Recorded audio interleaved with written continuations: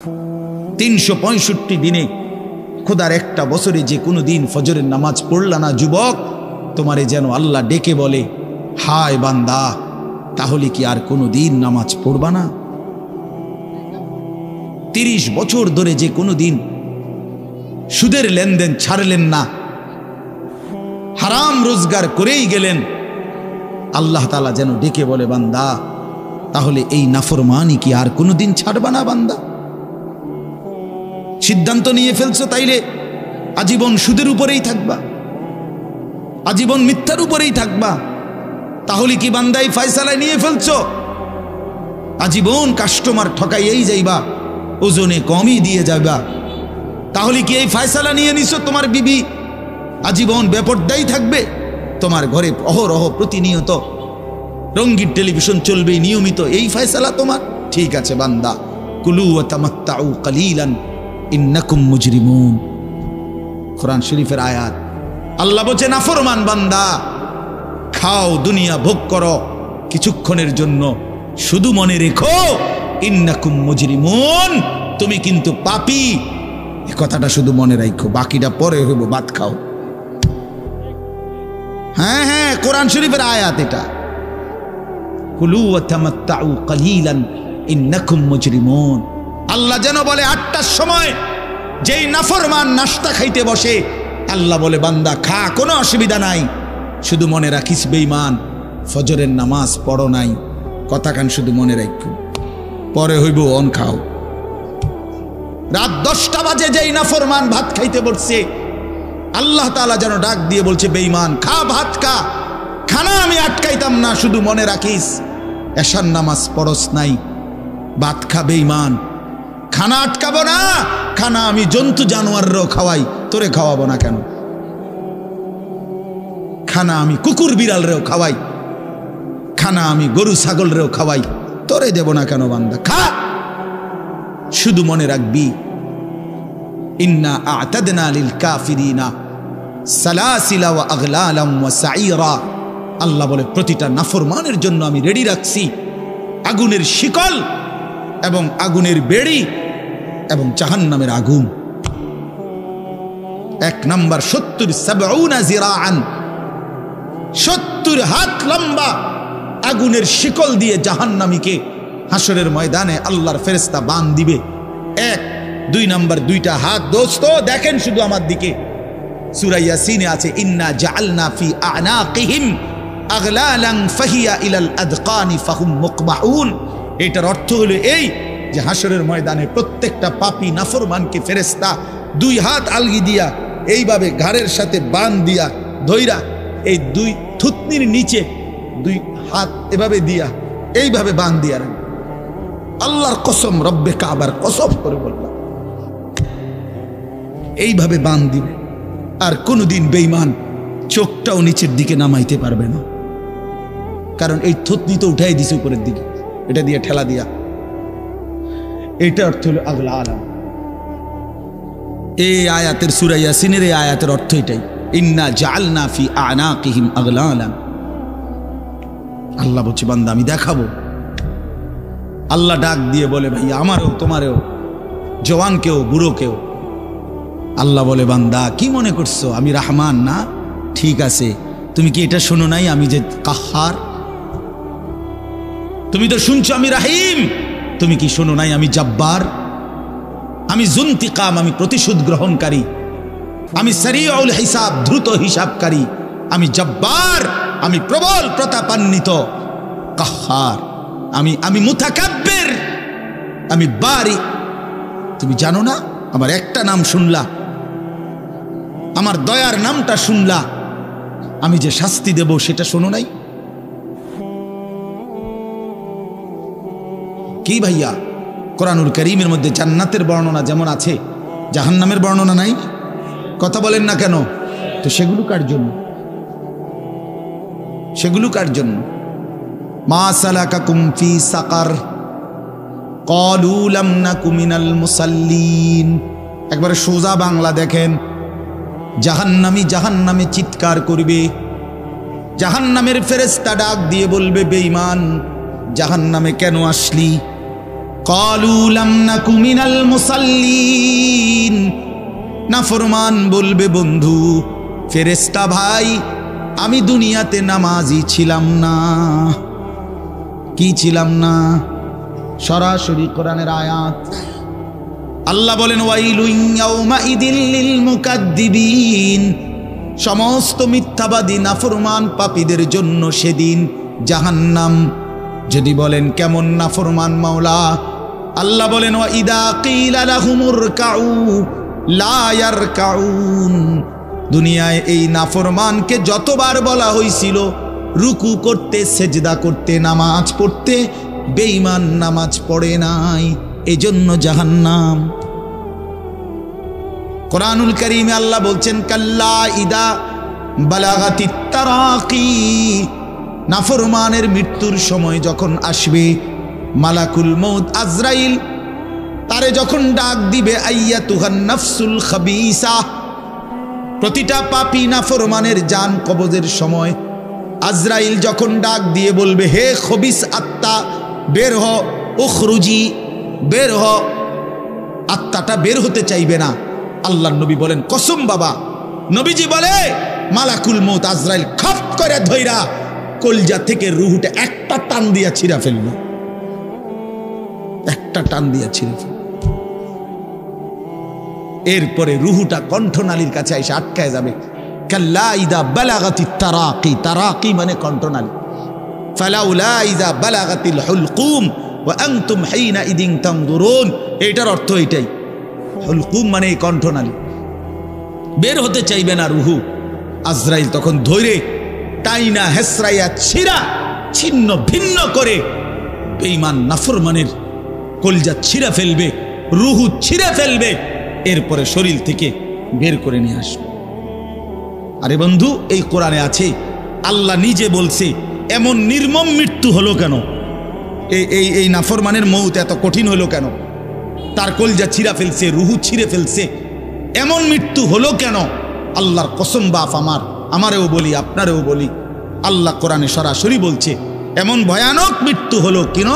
ফালা সাদ্দাকা ওয়ালা সাল্লা, কারণ এই নাফরমান আমি আল্লাহর কথায় বিশ্বাস করে নাই, ওয়ালা সাল্লা, এবং নামাজ পড়ে নাই, নামাজ পড়ে নাই, নামাজ পড়ে।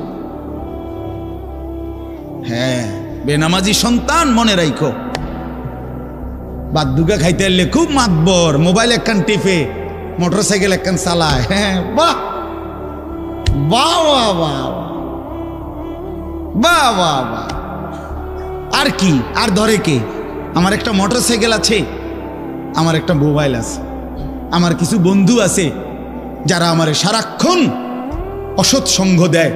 যখনই আমার সমস্ত নাফরমানি মন চায়, কিছু অসৎ বন্ধু মিলে যায়, যে বন্ধুরা আমার সারাক্ষণ চরিত্রহীনতা শিখায়, অসভ্যতা, নোংরামি, অশ্লীলতা, বেহায়াপনা শিখায়। এমন কিছু বন্ধু যার মিলে গেছে, একটা মোটরসাইকেল মিলে গেছে, একটা মোবাইল মিলে গেছে, তো নারীর ছবি, আড্ডা, জিনা, ব্যভিচারের দৃশ্য, মদের আড্ডা, জুয়ার আড্ডা, নারীর আড্ডা, নারীর আলাপ, অথবা মোবাইলের অশ্লীল ছবি দেখা, এই জিন্দেগি মুসলমান। এর জন্যই আল্লাহ তাআলা আমাদেরকে মুসলমানের ঘরে বানাইছিলেন, এই জন্যই আমার বাবা মুসলমান, এই জন্যই আমার মা মুসলমান। ওফো, আল্লাহ আপনি মাফ করে দেন। ইনসাফের সাথে ভাইবেন। অনেক নওজোয়ান ভাই, সবাইরে অনুরোধ করলাম, দোস্ত আমার, ইনসাফের সাথে ভাইবেন, নিজেরে নষ্ট করেন না। ছেলেরা আমার, ভাইয়া নিজেরে নষ্ট করো না ভাই, নওজোয়ান ভাই নিজেরে নষ্ট করো না। শেষ পর্যন্ত কেউ নাই, শেষ পর্যন্ত একদিন, দিন শেষে, রাত শেষে দেখবেন আমার সাথে কেউ নাই, আমি একাই, আমি একাই। একদিন কবর আমারে সব সম্পর্ক ছিন্ন করে দিবে, একদিন মৃত্যু আমাকে সব ভুলায় দিবে, সব ভুলায় দিবে। তো এই সূরাটার নাম হলো সূরা মুলক। এটা কোরআন শরীফের অত্যন্ত ফজিলতপূর্ণ একটা সূরা, মাত্র 30টা আয়াত এই সূরার মধ্যে। আল্লাহ নবী সাল্লাল্লাহু আলাইহি ওয়াসাল্লাম বলছেন, এই সূরাটি যে নিয়মিত তেলাওয়াত করবে, আল্লাহ নবী বলেন তুমজিহি মিন আযাবিল কবর, এই সূরা মুলক তাকে কবরের আযাব থেকে রক্ষা করবে। এটাই সূরার ফজিলত। এজন্য আলহামদুলিল্লাহ উলামায়ে কেরাম, আমাদের মাদ্রাসাগুলোর তালিবে ইলম এবং আল্লাহওয়ালা বুজুর্গানে দ্বীন সব সময় রাত্রিবেলা ঘুমের আগে আগেই এই সূরা মুলক তেলাওয়াত করে। এই 4-5 মিনিট সময় লাগে, কিন্তু এই সূরার বড় ফজিলত হলো আল্লাহ নবী সাল্লাল্লাহু আলাইহি সাল্লাম বলেন এই সূরা কবরের আযাব থেকে রক্ষা করবে, কবরের আযাব থেকে রক্ষা করবে। আমার ভাই, আমার বন্ধু, রাসূলুল্লাহ সাল্লাল্লাহু আলাইহি সাল্লামের অগণিত হাদিস এই কথার প্রমাণ করে যে কবরে আযাব হবে। হাসরের আযাব তো আছেই, জাহান্নামের আযাব তো আছেই, কবরেও আযাব হবে। মেন বিচার তো হবে হাসরের ময়দানে, তার আগেই আযাব হবে কবরে। আপনারা সহজ বাংলায় বুঝবেন, আসামি যখন ধরে ফেলে তখন মামলার হিয়ারিং তো চলে, মামলার শুনানি তো চলে, কিন্তু সে কারাগারে ঠিকই আটকায় রইছে। কারাগারের কষ্ট যন্ত্রণা সে হাজতি হিসাবে ভোগ করতে থাকে। আবার যখন মামলার রায় হয় তখন সে আবার আসামির পরে হিসাব করে, কিন্তু কষ্ট লাঞ্ছনা এটা তো তার শুরু হয়ে যায়। যদিও এখনো বিচার শেষ হয় নাই, বিচার প্রক্রিয়াধীন, 10 দিন 50 দিন 20 দিন 1 মাস পর পর মামলার ডেট পরে শুনানি হয়, কিন্তু সে তো থাকে কারাগারে, সে তো থাকে কারাগারে। তো আল্লাহ পাক রব্বুল আলামিন বলেন নাফরমান সে তো হাসরের ময়দানে বিচার হবে চূড়ান্ত, কিন্তু কবর থেকেই আযাব শুরু, কবর থেকেই আযাব শুরু। রাসূলুল্লাহ সাল্লাল্লাহু আলাইহি সাল্লাম খুব বেশি হাদিসের মধ্যে আছে, একজন বিখ্যাত সাহাবী, আপনারা সবাই ওনার নাম জানেন, ইসলামের 3য় খলিফা হযরত ওসমান রাদিয়াল্লাহু তাআলা আনহু। কিতাবের মধ্যে আছে, আমরা নিজে আত-তাযকিরা, আমার কাছে কিতাব আছে আরবি, ইমাম কুরতুবী রাহমাতুল্লাহ আলাইহির লিখিত কিতাব, ওখানে আছে হযরত ওসমান রাদিয়াল্লাহু তাআলা আনহু যখন কোনো কবরের সামনে দাঁড়াইতেন তো প্রচন্ড কাঁদতেন, ভীষণ কাঁদতেন, হাত্তা ইয়াবুল্লা লিহিয়াতাহু, কাঁদতে কাঁদতে উনার দাড়ি ভিজে যেত। তো উনার সাথীরা জিজ্ঞেস করতেন, হযরত আপনি জাহান্নামের কথা বললেও এত কাঁদেন না, অথচ কবরের দেখলে এভাবে কাঁদেন কেন? তো তিনি বলতেন, ইন্নাল কবরা আউয়ালু মানাজিলিল আখিরা, শোনো কবর হচ্ছে আখিরাতের প্রথম ঘাঁটি। ফা ইন নাজা মিনহু ফামা বাদাহু আইসারু মিনহু, যদি কোনো ব্যক্তি এই কবরের ঘাঁটিতে বাইচা যায় পরবর্তী সবগুলো ঘাঁটি তার জন্য সহজ। ওয়া ইন লাম ইয়ানজু মিনহু ফামা বাদাহু আশাদ্দু মিনহু, এই কবরে এই ঘাঁটিতে যে জিততে পারবে না, বাঁচতে পারবে না, তো পরবর্তী সবগুলো ঘাঁটি তার জন্য তার চাইতে বেশি কঠিন। এই কথার কারণে আমি ভয় পাই, কবর দেখলে আমার মনে পড়ে, হায় আমি এই কবরের আযাব থেকে বাঁচব কিনা, এই ভয়ে আমার কাঁদতে থাকি। তো এরপরে তিনি বলছেন, হযরত উসমান রাদিয়াল্লাহু তাআলা আনহু বর্ণনা করেন যে আল্লাহর নবী সাল্লাল্লাহু আলাইহি সাল্লাম বলছেন, আমার ভাই খেয়াল করে শুনেন, নবীজি নিজে বলছেন, আল্লাহ রাসূল সাল্লাল্লাহু আলাইহি সাল্লাম জীবনে কোনোদিন একটা শব্দ বানায়া বলছেন? কথা বলেন, অতিরিক্ত বলছেন, বেশতি বলছেন, শুধু ভয় দেখানোর জন্য বলছেন না, তামাশা করে বলছেন? এটা আপনাদের ইয়াকিন তো? কথা বলেন না। আল্লাহ নবী সাল্লাল্লাহু আলাইহি সাল্লাম বলেন, মা রাআইতু মানজারান কাত্তু ইল্লা ওয়াল কবরু আফজাউ মিনহু। রাসূলুল্লাহ বলেন, হযরত ওসমান বর্ণনা করেন যে আমি নবীজির জবানে শুনছি, নবীজি বলছেন, হে আমার উম্মত, আল্লাহর কসম উম্মত, কবরের চাইতে অধিক ভয়ানক কোন আযাবের দৃশ্য আমি রাসূল মুহাম্মদ দেখি নাই, আমি দেখি। রাসূলুল্লাহ সাল্লাল্লাহু আলাইহি সাল্লাম বলছেন। প্রিয় ভাই আমার, আল্লাহর নবী সাল্লাল্লাহু আলাইহি সাল্লামের সরাসরি হাদিস, যে ব্যক্তি কবরের 3টা প্রশ্নের জবাব দিতে পারবে না, রাসূলুল্লাহ সাল্লাল্লাহু আলাইহি সাল্লাম বলেন আল্লাহ তাআলার পক্ষ থেকে তখন ফেরেশতাদের কাছে ঘোষণা আসবে, আফরিশুহু মিনান নার ওয়ালবাসুহু মিনান নার ওয়াফতাহু লাহু বাবান ইলান নার। আমার এই নাফরমান বান্দার কবরে জাহান্নামের বিছানা বিছিয়ে দাও, জাহান্নামের পোশাক পরিয়ে দাও, আর জাহান্নাম বরাবর তার জন্য কবর থেকে দরজা খুলে দাও।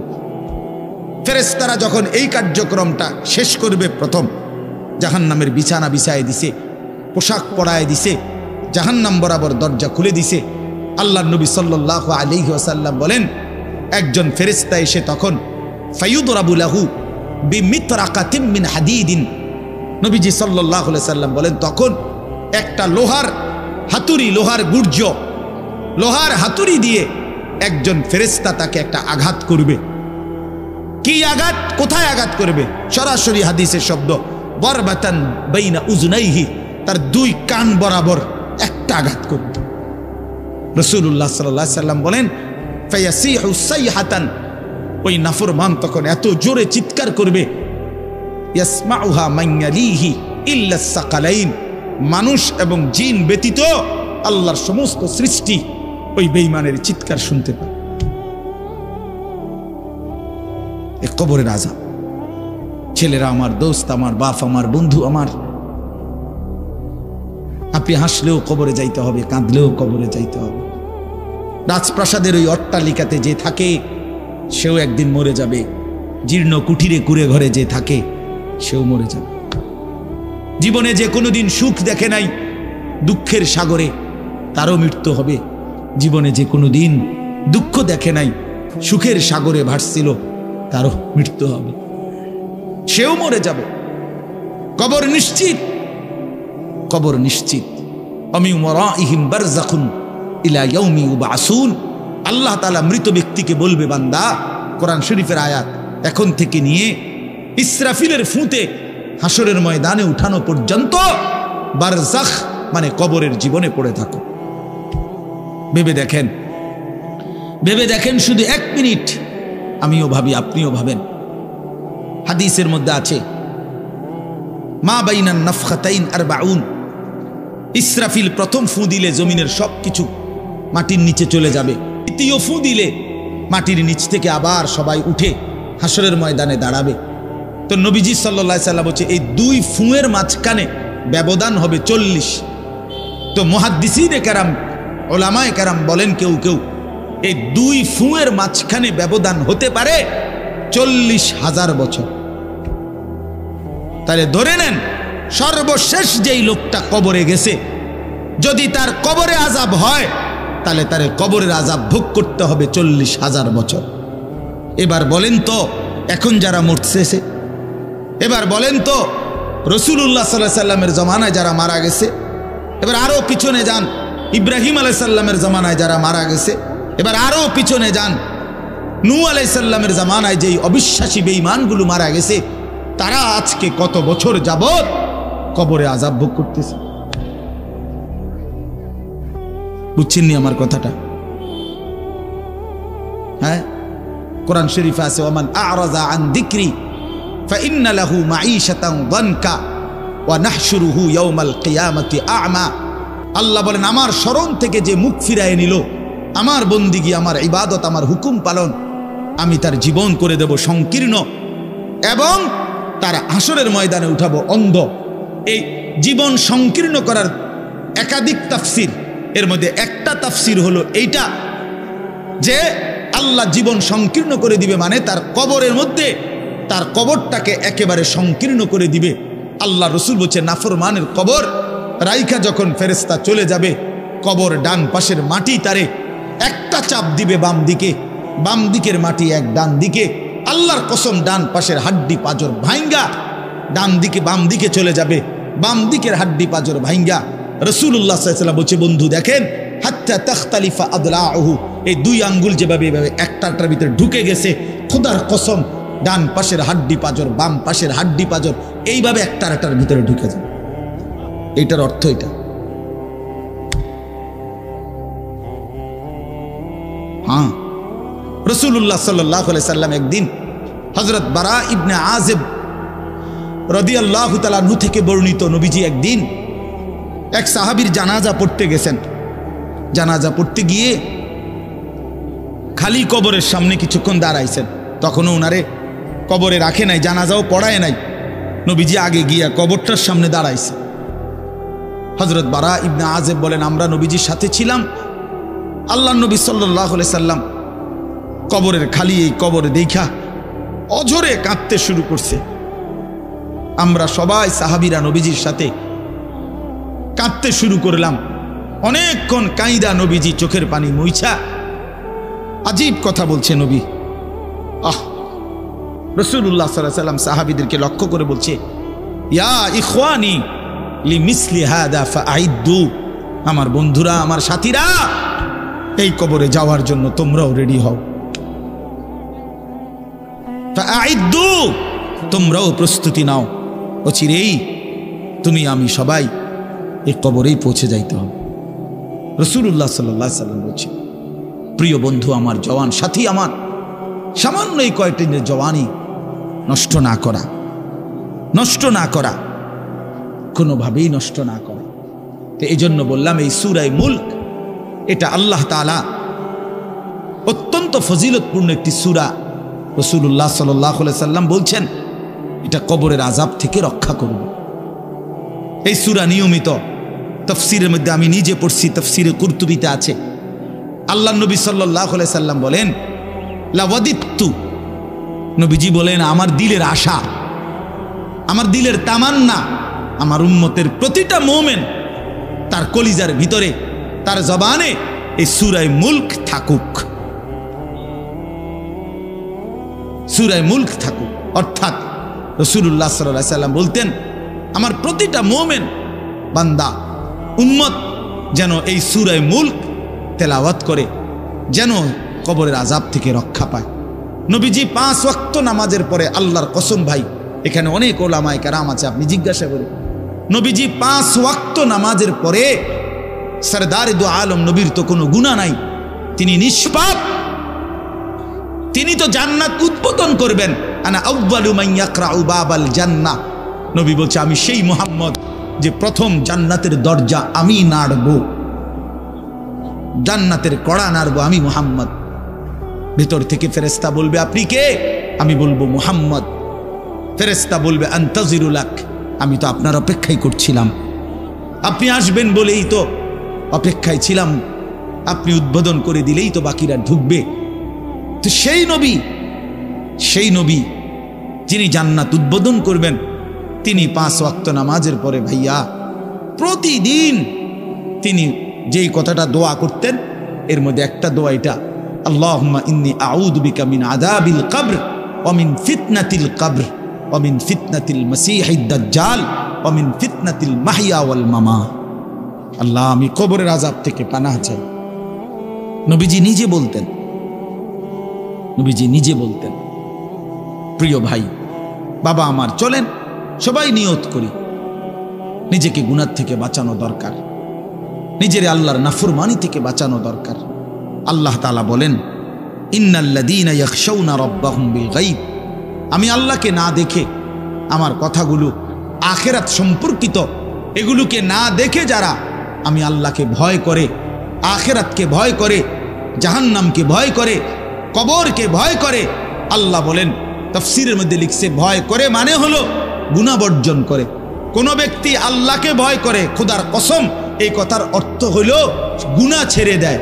যে গুনাহ ছেড়ে দেয় সে আল্লাহকে ভয় করে, যে আল্লাহকে ভয় করে সে গুনাহ ছেড়ে দেয়। কোন নাফরমান আল্লাহকে ভয় করে না, আল্লাহকে ভয় করলে গুনাহ করতে পারে না। বুঝেন নাই বাংলা কথাটা? এটা কাগজের এই পিঠ ও পিঠ, কাগজের এই পিঠ ওই পিঠ। এই পিঠে যদি লেখা আছে আল্লাহর ভয়, তো ওই পিঠে লেখা থাকবে গুনাহ বর্জন। যে গুনাহ ছেড়ে দেয় সে অটোমেটিকলি আল্লাহকে ভয় করে, যে আল্লাহকে ভয় করে সে গুনাহ বর্জন করে। এজন্য তাকওয়ার অর্থ আল্লাহর ভয়, এটার প্রথম অর্থ হইল গুনাহ বর্জন। মান খাশিয়ার রহমান, আল্লাহকে ভয়, এটার প্রথম অর্থ গুনাহ বর্জন, গুনাহ বর্জন। আমার শায়েখ আল্লামা মুফতি মুশতাকুন নবী সাহেব সব সময় চিল্লায় মাহফিলে, অনেক সময় আহাজারি করে বলে যে বাপ, গুনাহ আগুন, গুনাহ আগুন, গুনাহ আগুন। প্রতিটা গুনার পিঠে, ওই পিঠে আগুন আছে। নারীর প্রতিটা বেপর্দা দৃশ্যের মধ্যে খোদার কসম আগুন জ্বলে। ওই সিনেমার নর্তকীর শরীরে আগুন জ্বলে, ওই নায়িকার শরীরে আগুন জ্বলে, মোবাইলের ওই অস্থির ছবির মধ্যে আগুন জ্বলে, মদের আড্ডায় আগুন জ্বলে, জুয়ার আড্ডায় আগুন জ্বলে, সুদের টাকায় আগুন জ্বলে, ঘুষের টাকায় আগুন জ্বলে, বেপর্দা নারীর শরীরে আগুন জ্বলে। ওইটা রূপ না, ওইটা আগুন, ওইটা জাহান্নাম, ওইটা জাহান্নাম। আল্লাহ তাআলা বলেন ইন্নাল্লাযীনা ইয়াখশাউনা রাব্বাহুম বিল গায়ব, আল্লাহ তাআলা বলেন আমার যে বান্দারা আমার আখিরাত, আমার জাহান্নাম, আমার পরকাল, আমার কবর, এই কথাগুলোকে ভয় করে, আমি আল্লাহকে ভয় করে, না দেখে আল্লাহ বলেন আমি ওয়াদা দিলাম লাহুম মাগফিরাতুম ওয়া আজরুন কাবীর, আমি তাদের পেছনের সব গুনাহ মাফ করে দেব আর আমার সবচেয়ে বড় পুরস্কার জান্নাত দিয়ে দেব। এরপরে আল্লাহ বলেন ওয়া আসিররু কাওলাকুম আবিজহারু বিহি ইন্নাহু আলিমুম বিজাতিস সুদূর। মানুষের তিনটা অবস্থা কথার ক্ষেত্রে, মানুষ তার অভিব্যক্তির ক্ষেত্রে তিনটা অবস্থা হয়।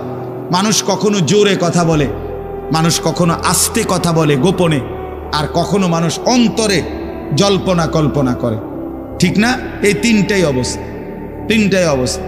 তো আল্লাহ তাআলা বলেন, এনে একটা ছোট্ট তাফসীরের মধ্যে আছে, মক্কার কুরাইশরা, কাফেররা নবীজির বিরুদ্ধে দিবানিশি ষড়যন্ত্র করত, বুঝছেন? তো ষড়যন্ত্র করতে বইলে মাঝে মধ্যে এই বেকুবরা বইলে কইতো আস্তে আস্তে কো বেড়া, আসিররু, আস্তে কথা বলো, কাই লা ইয়াসমা রব্বা মুহাম্মদের খোদা যেন শুনতে না পায়। শুনলে কি অসুবিধা হইব? হেরাই বলতো শুনলে জিবরাইলের কাছে কইয়ে দিব, হে আবার মুহাম্মদের কাছে এসে কইব, একবারে ফেঁসে করব। হ্যাঁ, তাফসীরের মধ্যে আছে। আল্লাহ তাআলা বলেন হায় হায় রে বেওকুফ, কি বললি, কি ভাবলি, আল্লাহরেই চিনলি না, আল্লাহকেই চিনলি। হ্যাঁ, অনেক নওজোয়ান বেচারা ইয়ারফোন লাগাইলে মনে করে কেউ শোনে না, ইয়ারফোন লাগাইলেছে আর কি, বুঝেন না? কানের মধ্যে দুইটা বল্টু লাগাইছে, খালাস, আর তো দুনিয়ার কেউ শুনে না। আরে না ফরমান, দুনিয়ার কেউ শুনে না সেটা তো কথা না, আর শাজিমের মালিক তো শুনে।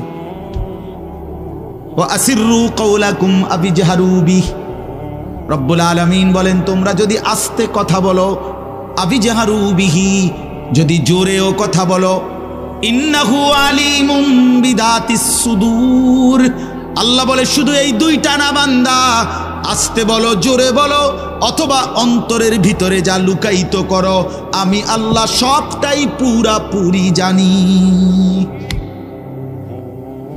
এরপরে শেষ অসাধারণ একটা যুক্তি আল্লাহ দেখাইছে, এই শেষ কথা আমার, আলা ইয়ালামু মান খালাক, আজীব কথা। আল্লাহ বলে আচ্ছা বান্দা, তোমার আমি একটা কথা জিজ্ঞাই, তুমি আমার কথাটার উত্তর দাও। এর কথা কি তুমি বুঝো না যে আলা ইয়ালামু মান খালাকা, যে সৃষ্টি করলো, যে বানাইলো, তিনি জানবে না, তিনি বুঝবে না, তিনি শুনবে না, এটা তুমি কেমনে ভাবলা? তুমি কও, তোমার বিবেকে কি কও? এতটি ভাত খাইয়া বুঝিয়ে কথাটা বুঝলা না, এতদিন দুনিয়ার থাইকে বুঝিয়ে কথাটা বুঝলা না। আলা ইয়ালামু মান খালাক, এই তৃতীয় আয়াত। আল্লাহ বলেন যিনি সৃষ্টি করলেন তিনি জানবে না? যে কোম্পানি এটা বানাইছে সে জানে না এখান দিয়ে কথা বলে না, এখান দিয়ে কথা বলে? কথা বলেন না কেন? তো যিনি সৃষ্টি করলেন আল্লাহ, আমরা কি করছি না করছি তিনি আমাদের কথা জানবেন না? কথা বলেন না, বলেন না, শুনেন তিনি? আল্লাহ শুনেন কিনা, দেখেন কিনা, জানেন কিনা? অহুয়াল লতীফুল খবীর, আল্লাহ বলেন তিনি সূক্ষ্ম থেকে সূক্ষ্ম, বিন্দু থেকে বিন্দু সেটাও জানেন। খবীর, পুরা সৃষ্টির খবর একসাথে তিনি পূর্ণ রাখেন। এজন্য দোস্ত আমার, রাত 2টা বাজে, নওজোয়ান মনে করছে চারিদিকে কেউ জেগে নাই, সবাই ঘুমায় গেছে, এজন্য সে মোবাইলের উলঙ্গ ছবি দেখছে। আল্লাহ ডাক দিয়া বলে আনিস আমি আছি। মালিক ডাক দিয়া বলে আলাম ইয়ালাম বিআন্নাল্লাহা ইয়ারা, তুমি কি এই ভেবেছো তুমি জানো না বান্দা, আমি যে সারাক্ষণ তোমাকে দেখি। আল্লাহ তাআলা রাতেও দেখে, দিনেও দেখে, একাকীও দেখে, প্রকাশ্যও দেখে, অন্ধকারেও দেখে, আলোতেও দেখে। 7 আসমানের উপরে কোনো ফেরেশতা হাঁটলেও মালিক দেখে, 7 তবক জমিনের নিচে কোনো পিঁপড়া হাঁটলেও মালিক দেখে। আটলান্টিক মহাসাগরের যে প্রাণী গভীর তলদেশে, আল্লাহ তাকেও দেখে। হিমালয়ের সুউচ্চ চূড়ায় যে প্রাণী, আল্লাহ তাকেও দেখে। তাকেও দেখে। ওয়া ইয়ালামু মা ফিল বাররি ওয়াল বাহর, জলে স্থলে যা আছে আল্লাহ বলেন সব তিনি জানেন। ওয়া মা তাসকুতু মিন ওয়ারাকাতিন ইল্লা ইয়ালামুহা, একটা গাছের পাতাও যদি পড়ে আল্লাহ বলেন আমি তাও জানি। ওয়ালা হাব্বাতিন ফি যুলুমাতিল আরদ, মাটির তলদেশে যেই চারা দানা বীজ তোমরা রোপণ করছো বপন করছো, আল্লাহ বলে কোন দানা কোন চারা আমি তাও জানি। ওয়ালা রতবিন ওয়ালা ইয়াবিসিন, শুকনায় কি আছে ভিজাতে কি আছে আমি সব জানি। ইল্লা ফি কিতাবিম মুবিন, ওহ মালিক বলে শুধু জানি না রে বান্দা, বরং আমি সব কিছু আমার তাকদীরে লৌহে মাহফুজের মধ্যে স্পষ্ট করে লিখে রাখছি, লিখে রেখেছি। অতএব বাপ আমার, বন্ধু আমার, দয়া করে মেহেরবানি করে এই মাহফিলগুলো আসলে আপনাদের কাছে কোনো 23 বছরের পুরা ইসলাম বুঝানো, একদিনে 1 ঘন্টা এটা না, অর্থ হলো বিবেকটা জাগানো, অনুভূতিটা একটু জাগানো, ঠিক না? একটু যেন মানসিকতাটা বাড়ে, একটু মানসিকতাটা যেন পারে। দুনিয়া ভুলেন, আখেরাত ফিকির করে, আখেরাতের ফিকির করে, আখেরাতের ফিকির করে। যুবক ভাই নিজের ক্ষতি করেন না, নওজোয়ান ভাই নিজের ক্ষতি করেন না। আল্লাহর ওয়াস্তে ভাইয়া, চরিত্রহীনতার এই জিন্দেগি সুখ দেয় না। কোনো পাপী সুখে নাই, কোনো হারামখোর, কোনো মদখোর, কোনো গাঁজাখোর, ফুট্টাখোর, বাবাখোর, ডাইলখোর, ইয়াবাখোর, একটা নাফরমান সুখে নাই, সুখে নাই। কোন বেপরদা নারী সুখে নাই। আমি চ্যালেঞ্জ করলাম, কোন হারামখোর, সুদখোর, গাঁজাখোর একটাও সুখে নাই, একটাও সুখে নাই, একটাও সুখে নাই। কোন নাফরমান সুখে থাকে না বন্ধু। সেজদাতে সুখ আছে, আল্লাহকে ডাকলে সুখ আছে, আল্লাহকে ডাকলে সুখ আছে, মালিকের সেজদায় সুখ আছে। এজন্য চলেন ইনশাআল্লাহ, নিয়ত করি আল্লাহকে ডাকবো ইনশাআল্লাহ। হারাম ছেড়ে দেই, আল্লাহর নাফরমানি ছেড়ে দেই। আল্লাহ আমাদের সবাইকে কবুল করে নেন। আমার ভাই, আপনাদের কাছে আমার একটা ছোট্ট অনুরোধ। আজকে আমাদের যেই মেহমান এসেছেন, আলহামদুলিল্লাহ আমার অনেক অনেক মহব্বতের মানুষ, হযরত মাওলানা হারিস উদ্দিন সাহেব দামাত বারাকাতুহুমুল আলিয়া, অনেক সুন্দর বয়ান করে। আমি তো কতক্ষণ দমকাইয়া এক কিনার করে লাইছি, আপনি মনে হচ্ছে একটা কাজ্জা লাগছে, বুঝছেন না? একটা ঝগড়া লাগছে যে এরুম হয়েছে। এইটা তো কোনো ওয়াজ না, এটি কোনো ওয়াজের জাতও না, কিন্তু ওয়াজ শুনবেন এখন ইনশাআল্লাহ। আপনাদের কাছে অনুরোধ, হযরত মাওলানা হারিস উদ্দিন দামাত বারাকাতুহুম, তিনি আমাদেরও শ্রদ্ধেয়, আমাদের বয়স্ক, আমাদের চাইতো প্রবীণ আলেমে দ্বীন। আজকে বহুদিন যাবৎ আল্লাহর কথা চারদিকে বলে বেড়াচ্ছেন। আলহামদুলিল্লাহ মাওলানা সাহেব হযরত এখানে এসেছেন।